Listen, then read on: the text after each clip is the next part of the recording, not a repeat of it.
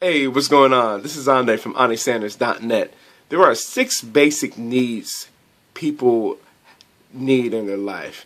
And this is something that I got from listening to a business owner from a live stream event I attended this past weekend. And it's kind of funny because listening to these same basic needs, about a month ago I heard Eric Warren do an interview with Tony Robbins. And Tony Robbins mentioned the same thing as far as 6 basic needs. I'm going to cover them too and try to relate them to see how you could notice that pretty much they can go well in your everyday life. And pretty much they are, the need for certainty, the need for variety, the need for significance, the need for love and connection or connection, the need for growth, and the need for contribution. Now it's interesting that Tony Robbins mentioned to Eric Warren in his interview that if you're, let's say, perfect example, let's say if you're running a business, maybe if you're in the home-based business profession, and he mentioned if you have 2 of those needs, connected to somebody, let's say 2 of them that are fulfilled from, let's say, your customers or your future customers or prospects, they will like you.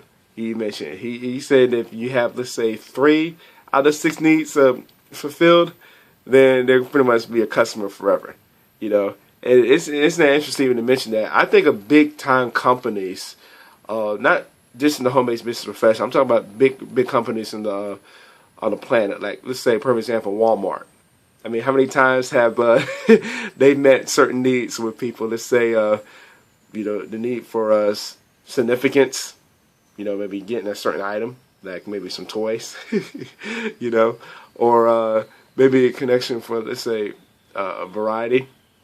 I think it's pretty safe to say Walmart has a good variety of products in their store. But you see where I'm getting at, though, as far as meeting those certain needs for people.